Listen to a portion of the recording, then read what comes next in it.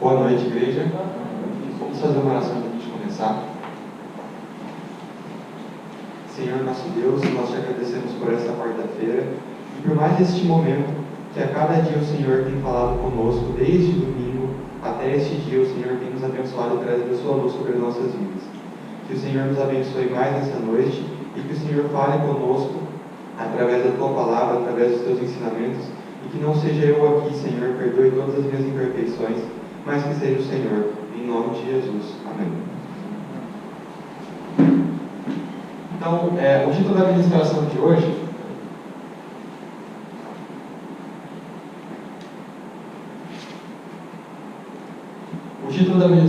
hoje é esse aqui: o povo que deveria dar-lhe as boas-vindas. Da onde que eu tirei esse título? Deste livro aqui, que é basicamente uma versão moderna para jovens do livro O Desejado de Todas as Nações. Ela coloca como O Libertador. Então é um livro totalmente focado em Jesus. E é muito óbvio isso, e todo cristão deve pautar a sua vida e ter como seu maior exemplo Jesus. Em tudo que eu tenho tentado fazer, tipo, nos meus devocionais, nas coisas que eu vou ver relacionadas às coisas de Deus, eu tenho tentado pegar coisas que se relacionam diretamente com Jesus, para que assim, quando eu observe Ele continuamente, eu possa me tornar semelhante a Ele. Quando você gosta muito de uma pessoa, quando você assiste ela todos os dias, quando uma pessoa é uma inspiração para você, nas suas pequenas atitudes, na fala, na expressão, ou na paciência, na raiva, você começa a imitar aquela pessoa. Aquilo que é, aquelas características daquela pessoa, sejam boas ou más, passam a ser as suas. Só que no caso do nosso grande exemplo, que é Jesus, quando admiramos Ele, não tem como a gente adquirir coisas ruins, porque Ele veio, deu exemplo e foi puro e venceu em tudo. Então, o título diz: o povo que deveria dar-lhe as boas-vindas. O povo que deveria dar as boas-vindas, que Ellen White cita, era, na verdade, o povo de Israel, né, do ano zero que recebeu Cristo, foi quando Cristo nasceu. Mas é óbvio que essa aplicação tem que trazer para as nossas vidas. Então, o povo que deve dar as boas-vindas a Jesus somos nós. E do mesmo modo como aquele povo de Israel foi separado, santificado durante muitos anos, desde Abraão até o tempo de Jesus, para que eles pudessem reconhecer Jesus e, através disso, espalhar uma luz gigante para o mundo, do mesmo modo Deus nos separou há 12 anos, talvez alguns até mais, Deus tem falado em particular há vários anos, para que nós possamos dar as boas-vindas a Ele. Mas o que nós temos feito com essas boas-vindas? Porque nós sabemos que Jesus está cada vez mais próximo. E esse povo que somos, principalmente nós, os 144 mil, aquele pelotão de elite que o Senhor levantou, deve saber reconhecer as profecias e dar boas-vindas a Cristo, a segunda vinda dele aqui na terra. E aí eu coloquei aqui uma comparação de dois versículos. Então, primeiro vocês podem abrir em Provérbios 8:3, a página é 702, e a gente vai entender um pouquinho sobre dar as boas-vindas a Cristo. E vocês podem estar se perguntando, não, quem não entendeu isso aqui, é uma mão, e essa mão representaria Cristo batendo na porta dos nossos corações a cada dia. E esses dois textos que eu coloquei fazem menção a isso. Então, em Provérbios 8, que inclusive foi citado e foi lido alguns versos dele no sábado, me chamou muita atenção, porque Salomão, a gente tem ele como um destaque de um homem muito sábio, de um rei, mas que se a gente parar para pensar nos escritos e nas coisas que, inspirados por Deus, ele fez, nós podemos entender que ele foi um profeta, e sobre muitas coisas ele profetizou. E numa dessas, num desses escritos dele, que está em Provérbios 8, na página 702, o versículo 3, o capítulo 8 tem como foco, o título é A Virtude da Sabedoria. E nós sabemos que a sabedoria de Deus é Cristo Jesus. E no versículo 3 ele vai falar sobre a sabedoria. Ele diz: ela clama nos portões, à entrada da cidade, ao chegar às portas. Então veja que desde o começo da Bíblia, esse versículo, né, que soa muito, muito repetido para a gente, que está lá em Apocalipse 3:20 também, que Jesus diz: eis que eu estou à porta e bato, ele está presente desde Provérbios. E eu fiz essa comparação. Então a gente não precisa abrir em Apocalipse 3:20, que é quando Jesus vai falar: eis que eu estou à porta e bato, se alguém abrir, entrarei e cearei com ele.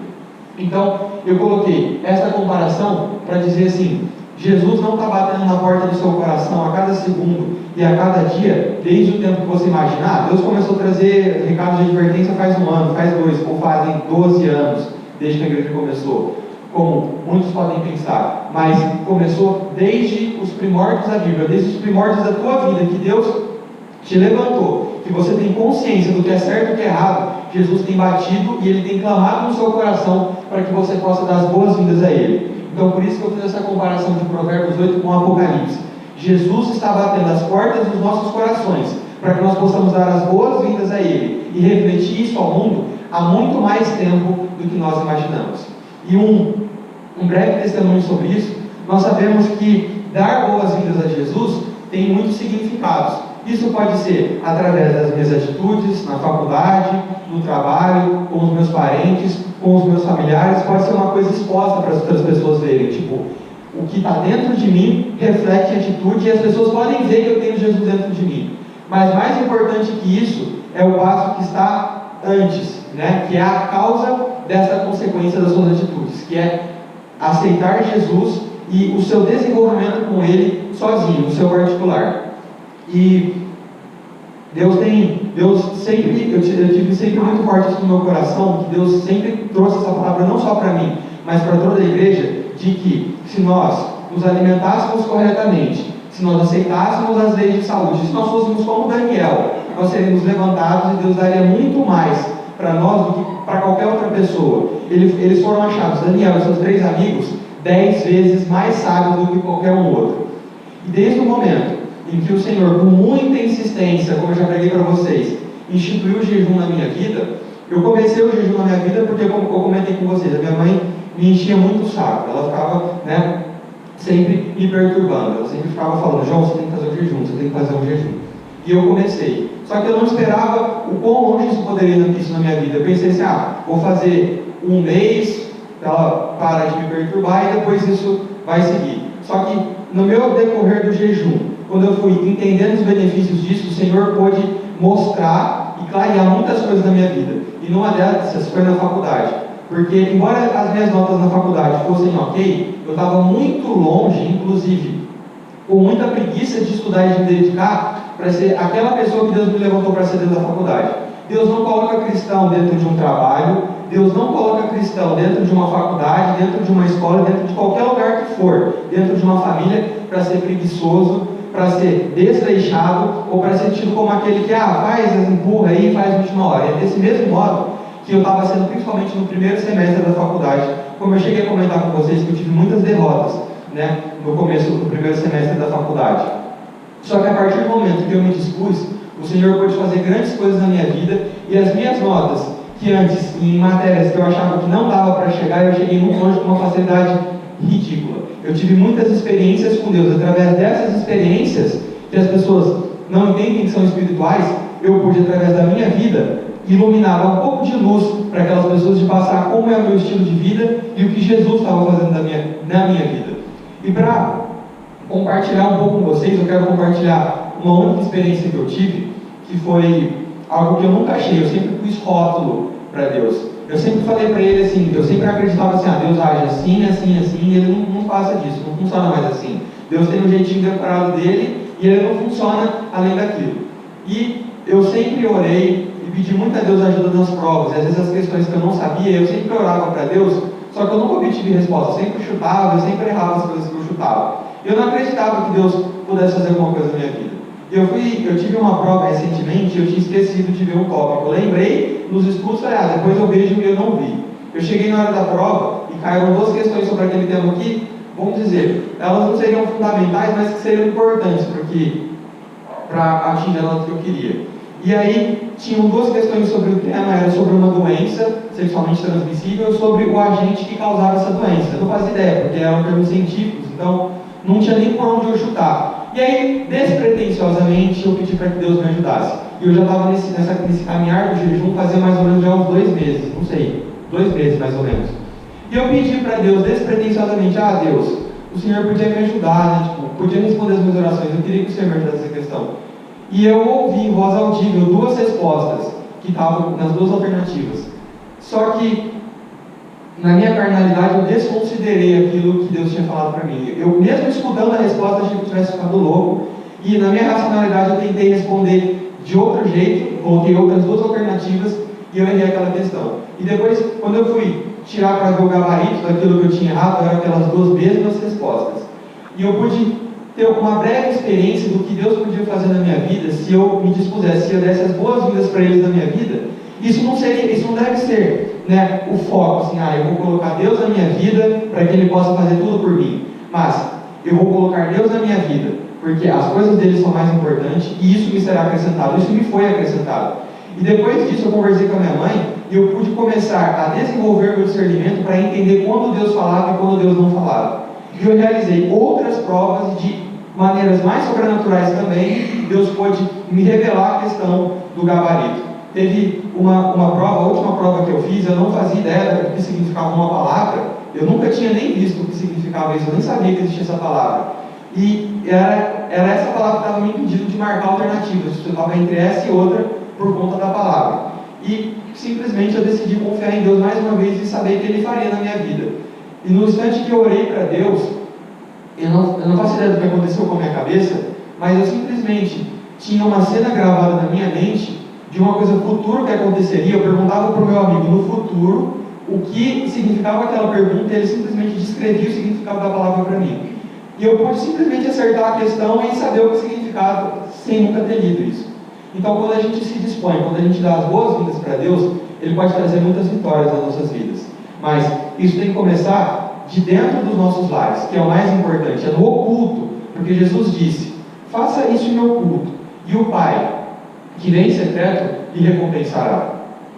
E aí então, eu trouxe alguns trechos sobre esse livro, do Desejado de Todas as Nações, já que diariamente nós temos que ter uma dose de Cristo. E aí, a Ellen White começa dizendo assim: por mais de 1000 anos, o povo judeu tinha esperado pela vinda do Salvador. Entre aspas, faz um tempinho que a gente está esperando, né? Uns 12 anos, uns 10, 12 anos que a gente tem algum breve entendimento sobre Jesus. Mas quando Ele veio, eles não o reconheceram. Será que isso vai acontecer com a gente? Será que Jesus está batendo? E quando tiver o momento de declarar a vida dele, a gente não vai reconhecer? Não viram nele qualquer beleza que os pudesse atrair. Sabe quando você pede muito Jesus dentro da sua vida e Ele não vem do jeito que você esperava? Você queria que Deus viesse na tua vida, te desse o dinheiro que você precisava, a condição que você precisava, e Ele não veio desse jeito. Ele te ofereceu outra saída, outra solução. Ele veio do modo como você precisava e não do modo como você queria. Mas você não soube reconhecer, porque não era do modo como você queria.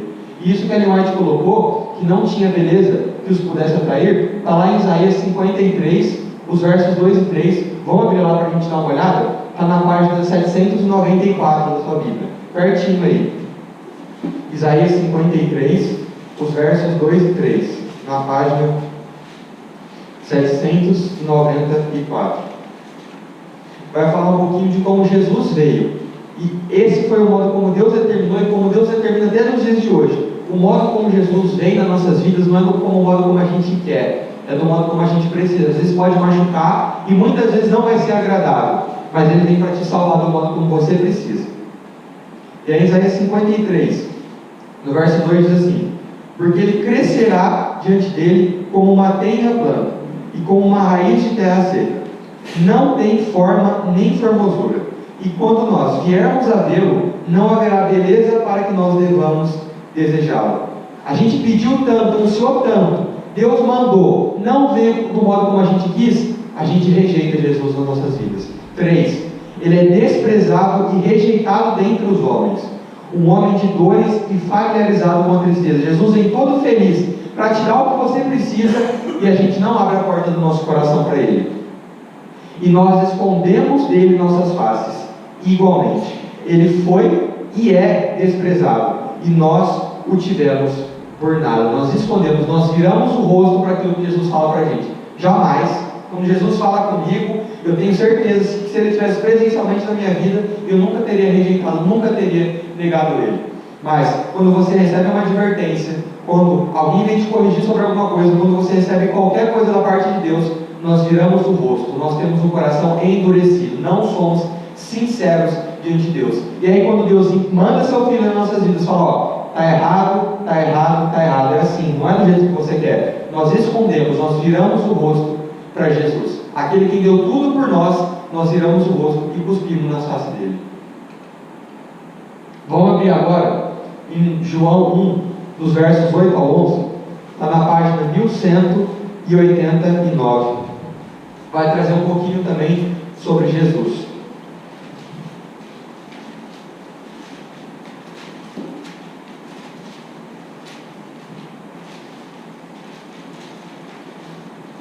João 1, a partir do versículo 8.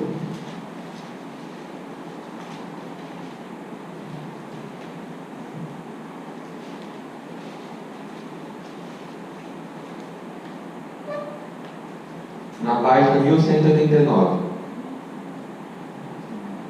Diz assim: Ele não era aquela luz, mas foi enviado para dar testemunho da luz. Sobre quem que esse versículo está falando? João Batista. João Batista não era luz, não era fonte de salvação, João Batista, mas ele foi enviado para dar testemunho da luz. Mas para que ele pudesse dar testemunho da luz, primeiro ele precisava que ela entrasse dentro da vida dele e transformasse tudo. Nós não somos a luz, nós não temos capacidade de gerar essa luz. Nós temos capacidade de, com Cristo dentro de nós, refletirmos essa luz. E nós somos enviados a fim de, como João, dar testemunho da luz. João deu o testemunho da luz. Nós temos dado o testemunho da luz dentro de casa, sozinho. Nós temos dado o testemunho da luz e, para as outras pessoas, tem refletido o testemunho da luz. E aí continua no versículo 9. Aquele que era a verdadeira luz, que ilumina a todo homem que vem ao mundo. Ele estava no mundo e o mundo foi feito por ele. Lembra? Deus era quem ordenava e Jesus era quem botava a mão na massa, quem executava, quem criou todas as coisas. E o mundo não o reconheceu. Tudo que está aqui, tudo que nós temos condição de fazer foi feito por ele, por causa dele. Mas mesmo assim escondemos o rosto. Nós não reconhecemos quando ele nos tem visitado. Ele veio para os seus e os seus não o receberam. Ele tem vindo, a cada segundo da tua vida ele tem batido. A cada instante, a cada advertência, a cada atitude que você vai tomar, ele tem batido na tua porta e tem te mostrado o certo e o errado. Mas nós não estamos reconhecendo o tempo de nossa visitação. Nós temos escondido o rosto para Cristo. E a consequência disso é uma igreja apática, é uma igreja morna e é uma igreja de derrota. É sempre a mesma palavra, é sempre a mesma correção, é sempre o mesmo texto, porque Deus tem que repetir, repetir e repetir. E mesmo assim, mesmo sabendo, tendo os exemplos do que já aconteceu, nós fazemos pior, nós escondemos novamente o rosto para Jesus. Nossa, que horror! Eu jamais crucificaria Jesus. Mas a cada atitude que nós viramos o rosto para Ele, é como se nós desprezássemos aquilo que foi feito. É como se nós crucificássemos Cristo novamente, dizendo que aquilo não foi o necessário. Deus tinha escolhido Israel para preservar os símbolos e profecias que apontavam para o Salvador. Deus nos escolheu, nos separou para que nós possamos, através de uma lei completamente corrompida dos homens, extrair aquilo que Deus determinou e as profecias que Ele falou, para que nós pudéssemos apontar para o Salvador que está vindo. E para ser como uma fonte de salvação para o mundo. Nós não somos a luz, nós somos o reflexo da luz. Mas, se nós não temos ela dentro de nós, como refletir isso para as outras pessoas? Como ser um molde, um exemplo, para as pessoas chegarem onde importa?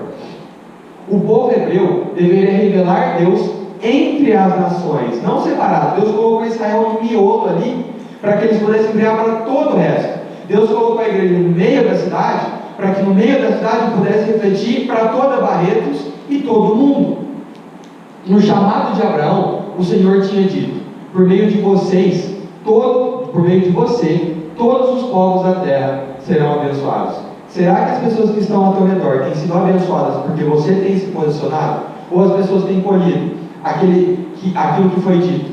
O Senhor tem entregado a ti nas mãos do diabo, e aqueles que estão ao teu redor, se preparem para que o teto vai cair na tua cabeça. Ou será que você tem se posicionado e as pessoas ao teu redor têm sido abençoadas? O Senhor declarou por meio de Isaías, novamente, Isaías profetizou muito a respeito de Cristo: a minha casa será chamada casa de oração para todos os povos. E a minha casa não significa só o templo da igreja. Nós sabemos que a casa, que o templo onde o Espírito habita, somos nós, os nossos corpos, que devem servir para glorificar o nome de Deus. A nossa casa tem sido como casa de oração. As pessoas têm encontrado em nós um ponto de apoio, de ancoragem, para chegar em Cristo, Ou as pessoas têm visto uma casa completamente apodrecida e derrubada e você tem sido ao contrário. As pessoas olham para você e as pessoas não querem vir na igreja, porque afinal, qual é a sua diferença para as pessoas que estão lá fora? É nenhuma, porque você não mudou nada na sua vida. As pessoas não veem Cristo. Você tem afastado as pessoas em vez de atrair as pessoas. No entanto, mesmo que Deus tenha separado Israel e tivesse dado todas as condições de refletir a Cristo, Israel depositou suas esperanças nas grandezas mundanas e seguiu os caminhos dos ímpios. Aonde está o nosso coração? São nas grandezas mundanas, nos caminhos dos ímpios, naquilo que as pessoas colocam as expectativas, as esperanças no seu carro, na sua casa, nos seus sonhos, nos seus problemas, ou tem sido em Jesus? A sua vontade, a sua comida tem sido fazer a vontade do Pai ou a sua própria vontade? A nossa vontade tem sido prevalente nas nossas vidas. O trono do nosso coração está sendo ocupado pelo nosso eu. Deus nos separou, mas mesmo assim a gente prefere seguir pelas grandezas mundanas. Eles não mudaram quando Deus lhes enviou advertências pelos seus profetas, até os mais graves, quando Deus falou: olha, eu entreguei, não é que eu vou entregar, eu entreguei para o diabo. Mas mesmo assim, por conta do seu coração endurecido, não reconhecem o tempo de sua visitação. Tampouco mudaram quando sofreram o castigo de serem conquistados e ocupados por nações pagãs. O teto cai na cabeça, mas é tão orgulhoso e é tão afastado de Cristo que mesmo assim não consegue reconhecer. O Espírito do Senhor deixou Saul e a vida dele foi um inferno a partir daí. Ele foi atormentado dia e noite por espíritos demoníacos, mas mesmo assim ele não voltou. Em dificuldade, ele não voltava o seu coração para Deus. Antes, afastava-se cada vez mais. Uma hora ele matava os sacerdotes do Senhor, e depois no final da vida dele, ele consultou o espiritismo, que era algo que era proibido e com pena de morte, que ele mesmo tinha decretado. Cada vez mais longe, quanto mais Deus aperta, mais orgulhoso vai para o buraco. Cada reforma era seguida de apostasia mais profunda. Cada vez que coloca uma coisa que tem que tirar, cada vez que estabelece um jejum novo, uma coisa nova, Deus te pede um pecado, você, ao contrário do que Deus te pediu, vai lá e peca mais ainda, entra mais a fundo, pula mais fundo no buraco. Se Israel tivesse sido leal a Deus, ele o colocaria em uma posição de glória, fama e honra muito acima de todas as nações que ele fez. Aquilo que Deus pode e tem feito na vida daqueles que estão guardando seus mandamentos e têm a fé em Jesus, se destaca muito mais do que qualquer outra pessoa.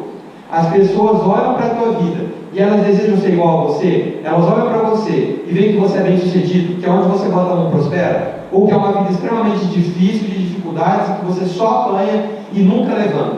É porque está faltando Jesus. Porque Deus, se você tivesse sido leal a Deus, Ele te colocaria em uma posição de glória muito acima, porque é Deus quem concede a fama, é Deus quem concede a glória, e é no tempo dele. Quando os povos ouvirem todos esses decretos, ainda sobre a respeito de Deus colocar a gente acima das outras pessoas, dirão: de fato, esta grande nação é um povo sábio e inteligente. As pessoas, ou os nossos próprios irmãos, o nosso convívio, olham para nós e falam que nós somos pessoas sábias e inteligentes. Será que nós temos passado essa impressão para as outras pessoas? Ou é justamente ao contrário? As pessoas olham para nós e têm vergonha de estar na igreja. Tem gente que nem vem para a igreja porque conhece o povo que está aqui dentro. Como será que tem sido o nosso exemplo, o nosso testemunho? O povo que deveria dar a Jesus boas-vindas tem escondido o rosto e virado cuspido no rosto dele. Mas, porque eles foram desleais, Deus só pôde realizar seus planos por meio de dificuldades e aflições. É assim, a gente tem que apanhar, cair, para que Deus possa fazer alguma coisa nas nossas vidas. Eles foram levados para a Babilônia e espalhados pelas terras dos pagãos. Quando idólatras se levantaram para esmagar a verdade, o Senhor colocou seus servos frente a frente com reis e governadores, para que eles e sua gente pudessem receber a luz. Mesmo o povo de Deus, desde o início, desde Gênesis até Apocalipse, está embaçando a obra de Deus, ele consegue dar um jeito de fazer ela chegar. Se é por perseguição, se é por dificuldade, se é por espalhar, se é por entregar para o diabo, é aí que ele faz. Ele manda para o cativeiro, destrói tudo, destrói o templo, destrói tudo. Mas, mesmo assim, ele nos faz disponíveis para que nós possamos estar à frente de reis e governadores, dar testemunho da verdade dele. O povo foi espalhado naquela época em Jerusalém. Foi cada um para um canto da Babilônia, pessoas foram para o Egito que quiseram fugir. E mesmo assim, Deus levantou jovens, Deus levantou profetas naquele meio, para que, por exemplo, para Nabucodonosor, o maior rei daquela época, a verdade pudesse chegar. E do mesmo modo vai ser com a gente. Deus vai levar, Deus vai empurrar, e vai te colocar na frente de reis e governadores, se você permitir. Mas como é que será que você vai se comportar diante deles? Será que Deus pode contar com você? Será que você é um espelho que reflete bem essa luz? Os maiores monarcas foram levados a proclamar que o Deus a que os cativos hebreus adoravam era supremo. Nabucodonosor se ajoelhou e se prostrou, e através da vida desses jovens, no final de sua vida ele reconheceu e foi salvo. Será que os grandes conseguem olhar para nós e enxergar Cristo e ser salvo? Ou eles olham para nós como um motivo de escárnio? Durante os séculos posteriores, ou seja, antes do cativeiro em Babilônia, os israelitas foram curados de sua idolatria e se convenceram de que sua prosperidade dependia da obediência à lei de Deus. Eles entendiam o que tinha que fazer. Eu tenho que servir a Deus, eu tenho que obedecer. Mas não porque eu amo Ele, não porque eu quero refletir a sua luz, mas é porque eu quero os benefícios disso. Eu sirvo a Deus pelas coisas que Ele faz, não por quem Ele é. Mas, para muitos deles, o motivo era egoísta. É sempre o eu e eu. Eu vou obedecer a Deus, mas não é nem por Deus, não. É para Ele poder fazer as coisas para mim. Eu vou fazer o jejum do mesmo modo que comecei. Eu vou fazer o jejum porque Deus prometeu que eu seria muito mais inteligente que os outros, muito mais sábio do que os outros. Né? Eu vou sofrer e vou padecer pelo nome de Cristo porque eu quero glórias lá no céu. A gente está sempre querendo sofrer as coisas aqui, pensando no que Deus pode pagar a gente pelo que nós estamos sofrendo. Sendo que o sacrifício de Cristo já deveria ser muito mais do que o suficiente. Você obedeceria a Deus se mesmo você fazendo tudo certo, você só apanhasse aqui e você, entre aspas, simplesmente fosse para o céu? Será que se você só apanhasse aqui, você não recebesse nada em troca, Deus não te abençoasse em nada, você só apanhasse, você ainda assim adoraria a Deus? Você adoraria a Deus por quem Ele é e reconhecendo quem é Jesus na tua vida, ou você adora Ele para receber o que Ele tem para te dar depois? Você já está pensando no depois. Eles serviam a Deus como maneira de atingir grandeza nacional. Não era nem para refletir para os outros, era para si. Para o meu país ficar bom, para eu ter o meu dinheiro, para eu ser próspero. Eles não se tornaram a luz do mundo, mas se fecharam para fugir da tentação. Ao contrário, em vez de refletir, eles se tornaram umas trevas ainda maiores. Inclusive, Deus usava de outras nações para poder dar o exemplo para os israelitas. Lembra quando Deus chega para Jeremias e mostra para ele o que os recabitas estavam fazendo, que era muito melhor do que os filhos de Israel, que eles decidiram não se contaminar com as doutrinas que eles foram instruídos, e o povo de Israel lá na perdição. Deus havia restringido sua associação com idólatras. Deus não deixa a gente fazer aliança com outras pessoas. A gente até às vezes quer, vamos fazer evangelização com o outro, e Deus fala, não.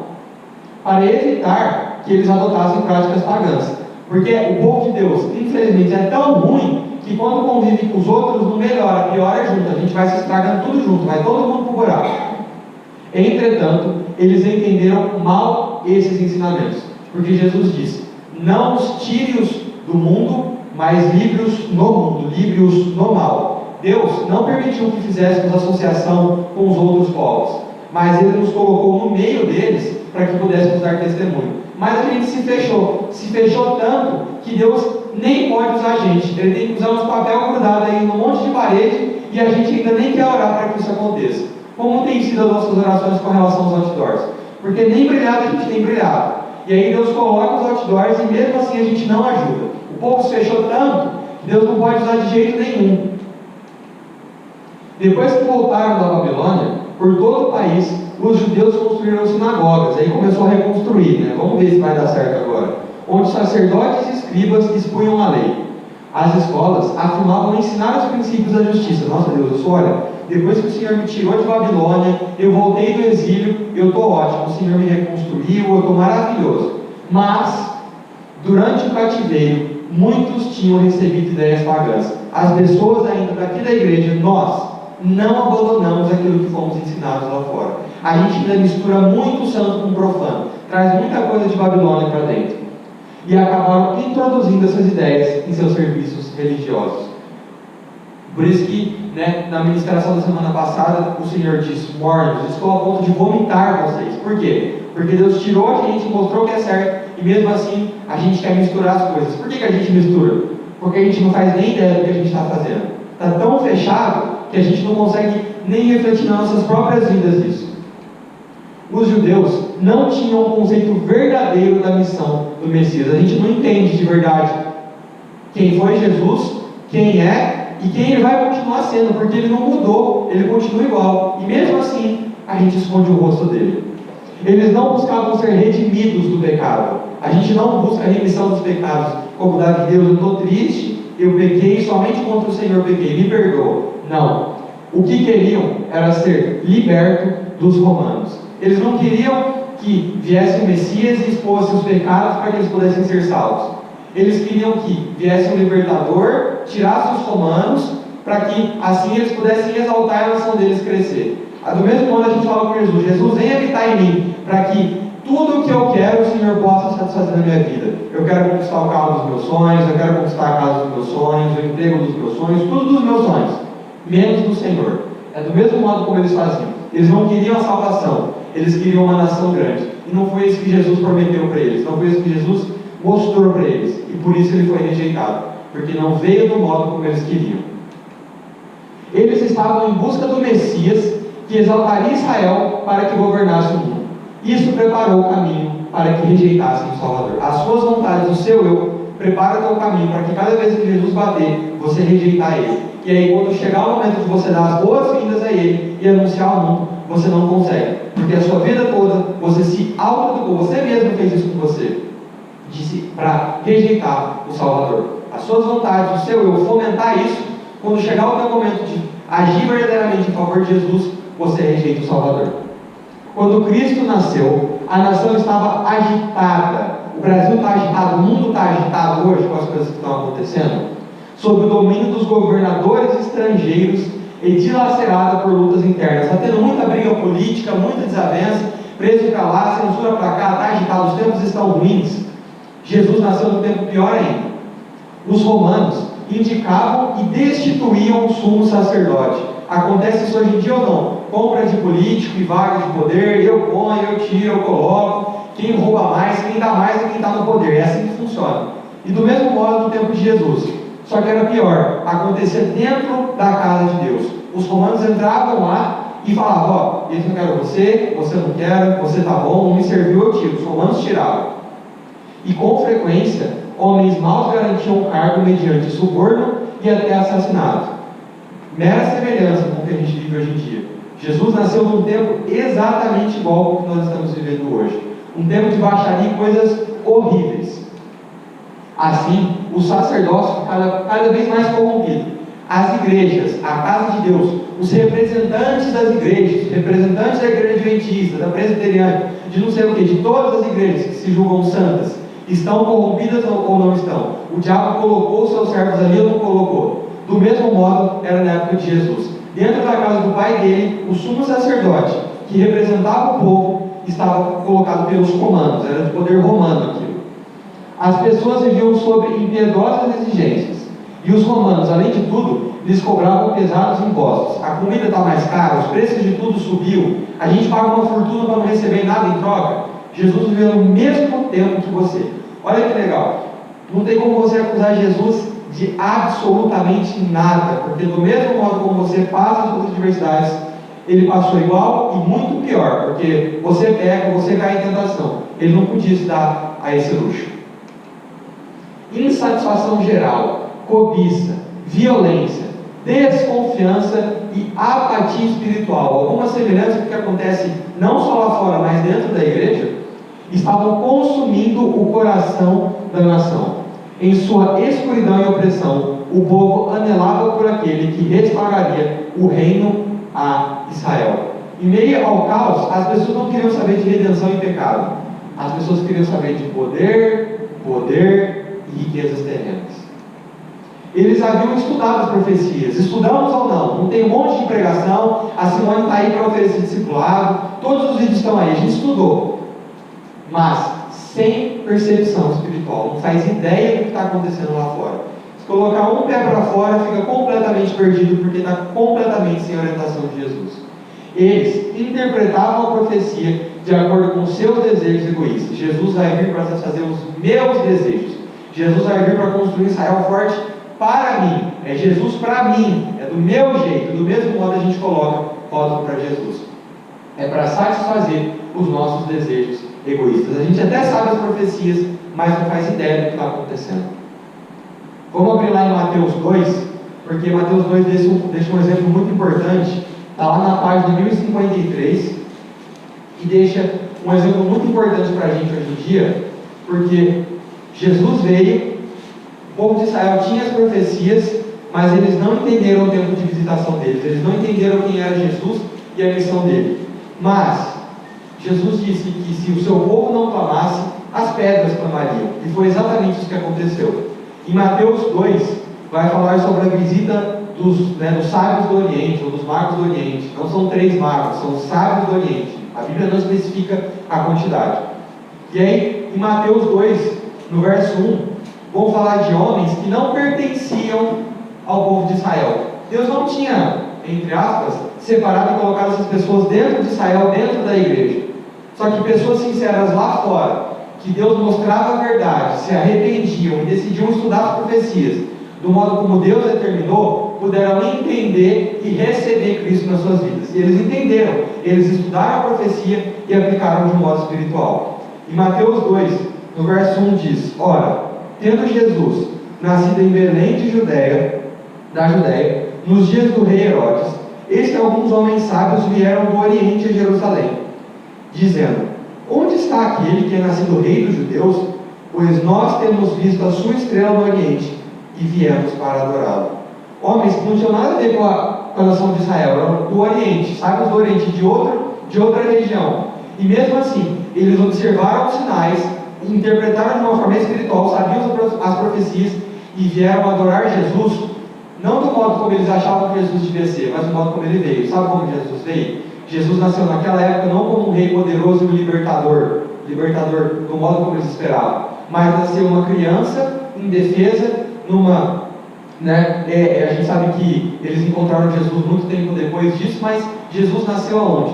Numa manjedoura criada entre os animais. E eles encontram, quando os magos do Oriente encontram Jesus, eles já estavam com mais ou menos 2 anos, mas mesmo assim, encontram Jesus numa vila, e um menino, de uma família que não tinha condições, onde o pai era carpinteiro, e mesmo assim eles vieram adorar Jesus, não do modo como eles achavam que Jesus tinha que ser, mas do modo como eles precisavam que Jesus fosse. E eles entenderam estes sinais, e mesmo assim eles adoraram Jesus. Qual a colocação disso? Se o povo de Israel, que somos nós, que somos quem quer que Deus tenha levantado lá fora, outras igrejas, não reconhecermos quem é Jesus nas nossas vidas, e ele tem batido constantemente, a gente viu desde Provérbios até Apocalipse, desde quando você nem imagina, ele tem batido na sua porta, a sabedoria de Deus tem batido. Se você não reconheceu o tempo de sua visitação, não tem problema, ele levanta outras pessoas sinceras de coração para que possam adorar no seu lugar. Mas mesmo assim ele insiste mais uma vez hoje, e vai insistir até quando for a vontade dele, que não cabe nem a mim nem a você determinar. Pode ser que para você acabe hoje, pode ser que para você acabe semana que vem, ou demore ainda, ou tarde um pouco a acontecer, mas ele tem dado mais uma oportunidade para você nessa noite. Como nós vamos cantar nessa música agora, que existe um lugar na Fenda da Rocha, um lugar que é difícil de entrar na Fenda da Rocha, não é tão simples, que é bem junto, é próximo a Cristo, é ele bater e você deixar entrar. Só que para você chegar lá, nem a fama, nem o dinheiro, nem os aplausos, nem o orgulho podem te comprar, senão você não consegue chegar lá. E Deus te faz mais um convite nessa noite, para que você faça parte do povo que vai dar as boas-vindas a Jesus. Amém?